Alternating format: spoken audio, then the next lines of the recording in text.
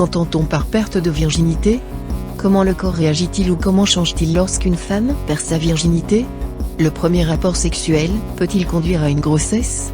Quel est l'âge moyen auquel les femmes perdent leur virginité? Voilà autant de questions que nous allons décortiquer dans cette vidéo. Restez avec nous, nous vous disons tout sur la perte de virginité après cette petite intro.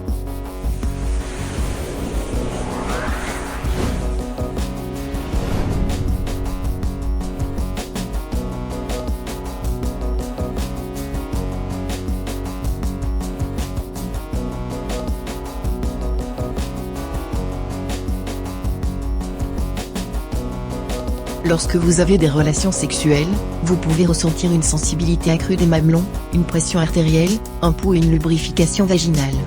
De plus, votre vagin va probablement se dilater ou s'allonger, temporairement. Il s'agit d'une réponse physiologique à la stimulation qui peut survenir, quelles que soient les circonstances dans lesquelles vous avez des relations sexuelles.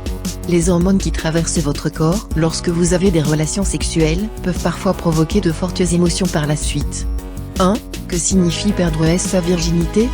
La perte de la virginité se définit traditionnellement comme la première fois qu'une personne a des rapports sexuels, le coït. Cette définition laisse de côté beaucoup d'autres types de rapports sexuels, à savoir le sexe oral et le sexe anal. Cette définition marginalise également les relations sexuelles entre personnes non hétérosexuelles. Aujourd'hui, beaucoup de gens pensent que le concept de virginité est dépassé. Ils exercent alors une pression inutile sur leurs semblables, pour qu'ils aient ou non des relations sexuelles. La vérité est que, pour certaines personnes, avoir des relations sexuelles pour la première fois est une étape très importante dans leur vie, et c'est tout à fait normal. Pour d'autres personnes, c'est juste arrivé et cela ne signifie pas grand-chose, et c'est très bien aussi. Par contre, certaines femmes se sont fait dévierger lors d'un viol, lors d'une agression sexuelle. C'est triste. Il peut être utile de réfléchir sur le fait de perdre sa virginité avant d'avoir des relations sexuelles, afin de pouvoir partager les informations avec votre partenaire. 2. Qu'arrive-t-il à votre corps lorsque vous perdez votre virginité? Le sexe peut provoquer un certain nombre de changements principalement temporaires dans votre corps.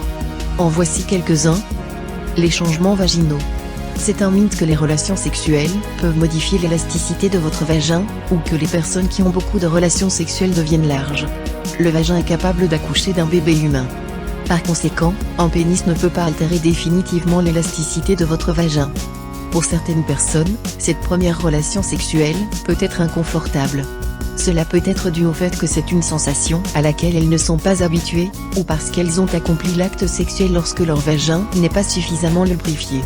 Plus de préliminaires peuvent augmenter la lubrification vaginale, ce qui peut rendre le sexe plus confortable. Si le vagin est suffisamment lubrifié, faire l'amour ne devrait pas être douloureux.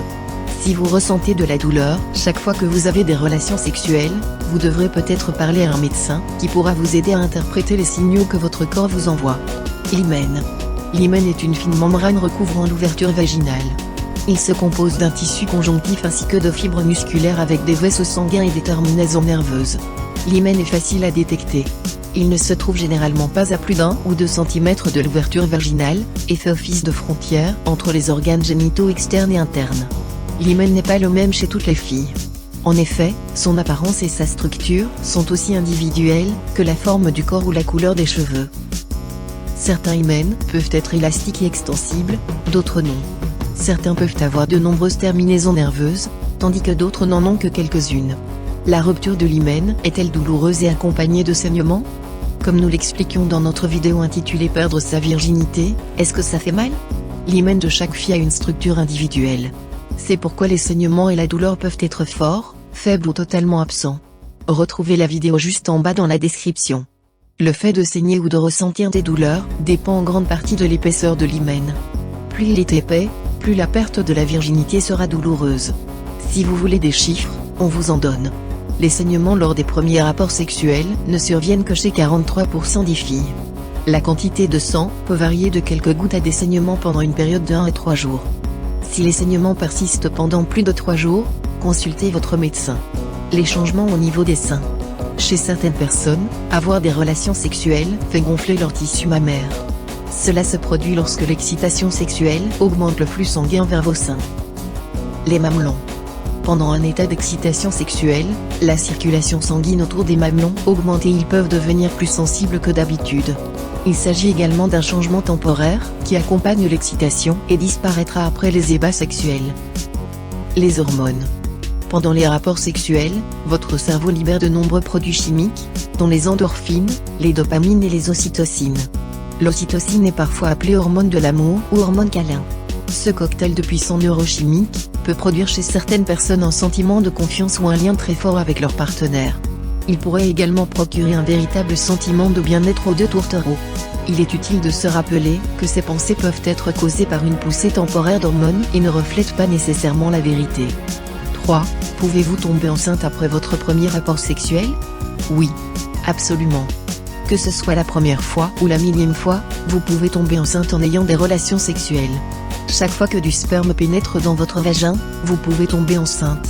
Avant qu'un homme éjacule, son pénis libère un liquide appelé présperme, encore appelé liquide préséminal. Bien que rares, des spermatozoïdes vivants sont parfois présents dans le liquide préséminal, ce qui signifie qu'ils peuvent également provoquer une grossesse. Chaque fois que du sperme ou du présperme entre en contact avec votre vagin, une grossesse est possible, même si vous n'avez pas de relation sexuelle. De fait, si vous êtes sexuellement active et que vous ne voulez pas tomber enceinte, vous devez utiliser une méthode de contraception comme les préservatifs ou la pilule. 4. Quel est l'âge moyen auquel les femmes perdent leur virginité? L'âge moyen auquel les femmes perdent leur virginité est 17 ans. Notons cependant que le nombre d'élèves du secondaire ayant des rapports sexuels est en baisse. Peu importe quand cela se produit, la première fois, pour chacun, est différente. La chose la plus importante, lorsque vous décidez d'avoir des relations sexuelles pour la première fois, est que cela soit quelque chose que vous voulez, pas quelque chose que quelqu'un vous pousse à faire. Et lorsque vous avez des relations sexuelles, n'oubliez pas que les préservatifs peuvent aider à prévenir la grossesse, les infections sexuellement transmissibles et que d'autres formes de contraception peuvent empêcher la grossesse. 5. Devriez-vous vous précipiter pour perdre la virginité? Vous ne devez pas vous fier aux expériences de vos amis ou à la pression de la société concernant ce sujet sensible.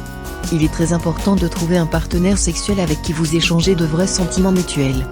Passer à l'acte ne vaut le coup que lorsque vous êtes prêt et que vous le souhaitez vraiment. Si vous vous demandez si conserver votre virginité pendant longtemps nuit à votre santé, sachez qu'il n'en est rien. La virginité ne nuit pas à la santé.